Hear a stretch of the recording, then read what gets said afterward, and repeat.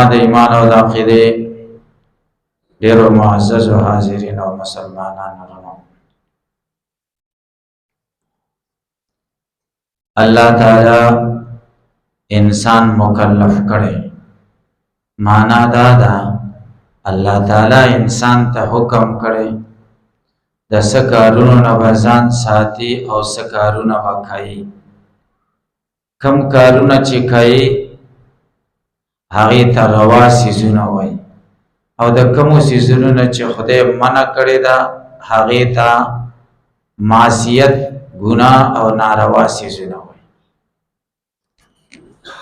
اوس بنده د خدای د نافرمانۍ نه څنګه بچ کېدی شي چې هغه کارونه ونکړي چې خدای ته منع کړې ده، او د هغې کارونو د کولو کوشش وکړي چې الله تعالی د هغې امر کړی. دا به کله کېږي؟ دا به هله کېږي چې د انسان په زړه کې خوف خدا د الله تعالی ویره پیدا شي. انسان دا یقین زړه کې راولي او دا یقین راشي چې زه دا کار کوم خدای ما ویني.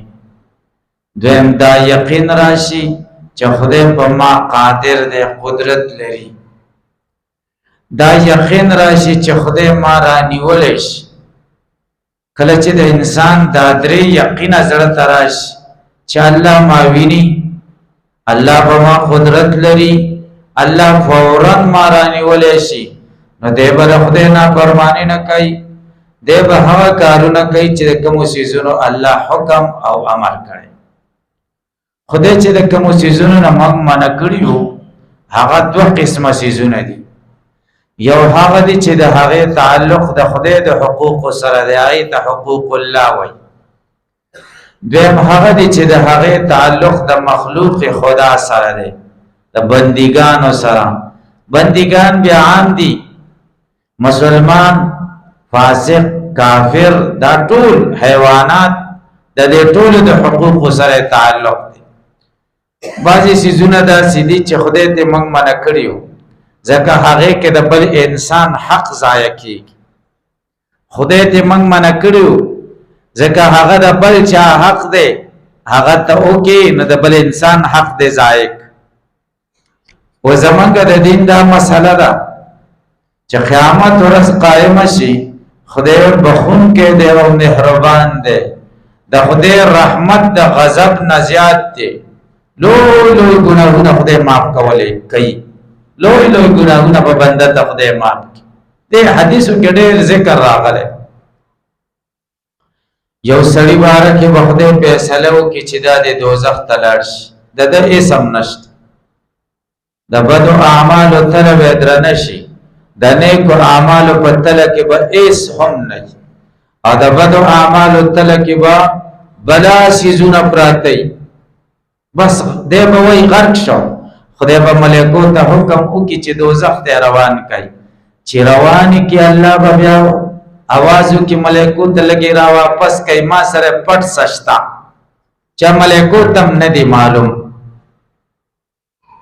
را به ولي الله تعالی خپل قدرت کامله سره یو ورکوټي پرچه راوباسي، وای دای را سره شته. نو دا انسان به وایي چې غرق خوم، دوزخ لبازم، ځکه د لوی لوی دفترونو لګورا چې د بدو اعمالو په تله کې پراته دي او دې ورکوټې پرچې لګوره، دا به څنګه وزني شي؟ الله تعالی به د نیکو اعمالو په تله کې دا وړه غوندې پرچه واچوي، نو د دې انسان د نیکو اعمالو تله به درنه شي. دې وړه غوندې پرچه کې به څه لیکل شوي؟ دې کې به لیکل شوي لا اله الا الله محمد رسول الله. دا عظیمه سرمایه ده. نو الله تعالی به ورته ټول معاف کړي. خدای ټول ګناهونه معاف کولی شي. الله تعالی قادر دی، د قدرت والا دی، خدای نه څوک تپوس نشي کولی. سړی لرګي راوړي، د څه لرګو نه کور کې کټونه جوړ کړي، د څه لرګو نه المارۍ جوړې کړي، او څه لرګي تنور ته واچوي ویې سوځوي. څوک ته تپوس کولی شي چې یاره ظلم دی وکړو؟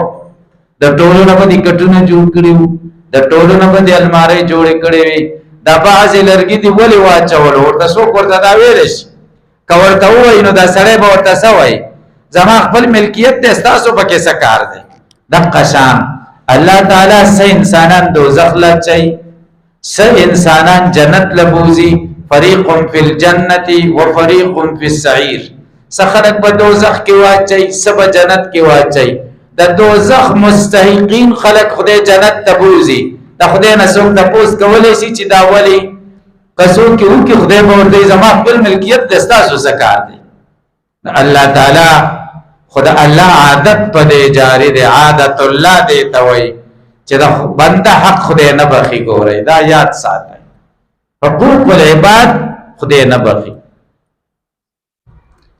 نبی کریم صلی الله علیه وسلم حجۃ الوداع اخیرنه حج خدای پامانه حج رسته بیا نبی علیہ السلام بل حج نه دی کړی دته حجۃ الوداع وای د صحابه لوی جماعت ور سره راغی او د اکناف او د اطراف او د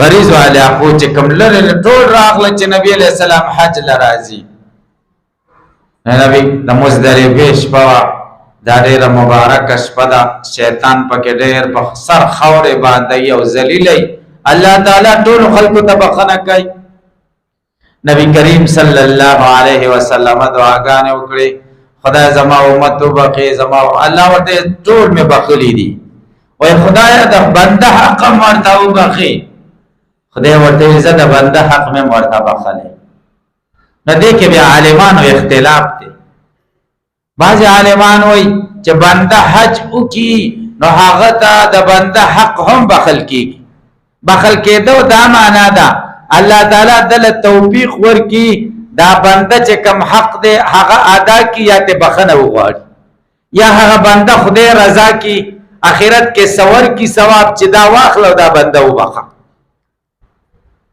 بعض عالمان وای چې نه حج خو یو عبادت ته یو فریضه ده او د بنده حق ډېره لویه خبره ده دا په حج نه مات کیږي زمونږ د امام ابو حنیفه رحمه الله دا قرایا ده چې سلسله حج او کوم د بنده حق نه مات کی اوس چې د حدیث کې راغلي دي چې د بنده حق مې درته معاف کو د امام ابو حنیفه رحمه الله وایي دغه جماعت مراد چې نبی علیہ السلام سره کوم جماعت راغله او د صحابه الله ورته دې جماعت ته د بنده حق معاف کړه جماعت یاد کړي ټول مسلمانان نه دي یاد کړي د بنده حق په یو شي نه معاف کیږي درې طریقې دي یو طریقه دا ده چې د هغه حق ادا کړي چې کوم حق دې د هغه ضایع کړي د هغه حقداري د اوس پاره یو طریقه دیمه طریقه دا ده چې د هغه نه معافي وغواړي چې ما ته معافي وکړه هغه درته د زړه نه معافي وکړي دیم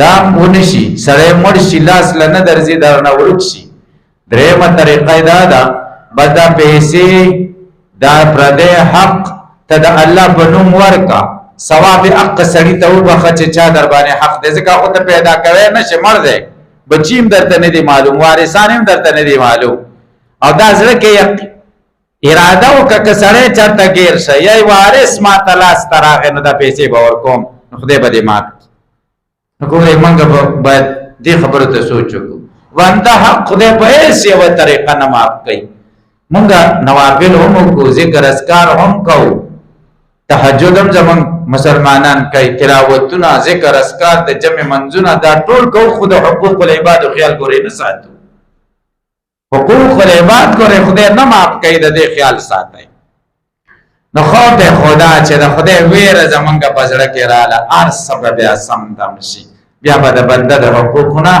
انسان او مسلمان ځان ساتي دا خدای ویره ډېر مهم شی دی حدیث شریف کې دی رسول الله صلی الله علیه وسلم فرمایلی دی وکسان بد عرش عظیم د سورې د لاندې او سخت ګرمي وای خلق په خلو کې ډوبي بل سورې بنای د عرش سورې وای یو سره په پرېو کې هغه خوش نصیب وای ورجلن ذکر الله خالیا ففازت عیناه یو هغه خوش نصیب سره د ځان له کمره کې د ځان لځه کې خدای یاد کی او د خدای د ویل نه او جاړي سترګې راډه کی شي دا به د عرش عظیم د سوري د لاندې. او رسول الله صلی الله علیه وسلم فرمایلی دي دوه سترګې دي چې د جهنم اور ورته نه رسیږي او جنت ورته واجب دی. کوم سترګې دي؟ یو هغه سترګه ده چې د اسلام د حفاظت لپاره د اسلام د سرحداتو څوکیداری کوي، پیره کوي او نو د کیږي. او دیم هغه سترګې دي چې د خدای د ویرې نه اوجاړي او اوښکې دي توی شي. دا ډېره مهمه خبره ده. ګورئ د خدای د ویرې یو ساس کې اوښکې تویول. حافظ ابن القیم رحمه الله فرمایلی دي هغه وایي